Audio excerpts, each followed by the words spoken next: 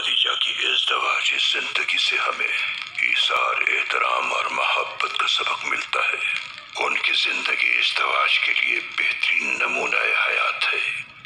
حضور اکرم نے be be Khadija کو ہمیشہ محبت اور احترام دیا اور ان کی وصال کے بعد بھی ہمیشہ ان سے اپنی چاہت کا اظہار فرماتے رہے۔ ہمارے نبی اور بی بی خدیجہ کی 25 سالہ رفاقت میں ان کی محبت پروان چڑھتی رہی اور کبھی کوئی کمی نہ آئی۔ حضرت خدیجہ ہمارے نبی کی بہترین رفیق حیات اور دوست تھیں۔ وحی کے نزول کے بارے میں سب سے پہلے نبی اکرم نے بی بی خدیجہ کو آگاہ کیا تھا۔ اس موقع پر ام المومنین نے نبی اکرم کی بہت ہمت افزائی کی۔ جب نبی اکرم غار حرا میں حمد و ثنا میں مصروف ہوتے تھے تو ام المومنین حضرت خدیجہ اپنے ہاتھوں سے ان کے لیے کھانا بنا کر لے جاتی تھیں، حالانکہ خدمت گزاروں کی کمی نہ تھی۔ جب حضرت خدیجہ کی تشریف آوری کا وقت آتا تو حضور غار حرا سے نیچے آ کر ان سے ملاقات کرتے، کیونکہ غار حرا تک پہنچنا بہت مشقت آمیز عمل تھا، اس لیے وہ خود نیچے تشریف لاتے۔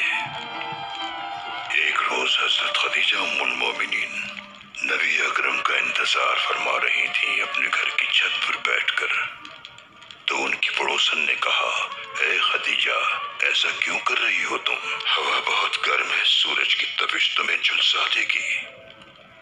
تو ام المومنین نے فرمایا، جب میرے سرتاج سورج کی تپش جھیل رہے ہیں تو میں سائے میں کس طرح بیٹھ سکتی ہوں؟ انہوں نے حضور سے اپنی وفاداری اور محبت کا کئی بار اظہار فرمایا اور ہمیں اپنے عمل سے محبت کا مطلب سمجھایا۔ حضرت خدیجہ جو حضور کی شریک حیات اور دوست تھیں، ان کے وصال کے بعد نبی اکرم بہت اداس اور رنجیدہ ہو گئے اور اس سال کو عام الحزن کا نام دیا۔ ام المومنین کی وفات کے بعد ہمارے نبیوں نے ہر وقت عقیدت اور محبت سے یاد فرماتے تھے۔ جب بھی کبھی ان کا ذکر آتا تو وہ آپ دیدہ ہو جاتے۔ ہمارے نبی نے فتح مکہ کے موقع پر دوبارہ سے بی بی خدیجہ سے اپنی عقیدت اور محبت کا اظہار فرمایا۔ وہ مسلمان جو اپنی زمین چھوڑ کر بے گھر ہو گئے تھے، اس دن وہ مکہ کے فاتح تھے۔ جب ہمارے نبی صلی اللہ علیہ وآلہ وسلم نے مکہ فتح کر لیا تو وہ حضرت خدیجہ کی تربت پر تشریف لے گئے اور بہت گریہ کیا۔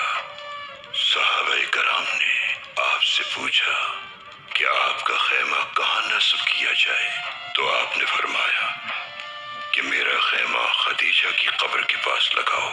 انہوں نے ایسا اس لیے کیا کہ حضرت خدیجہ کی تربت ان کی آنکھوں کے سامنے رہے۔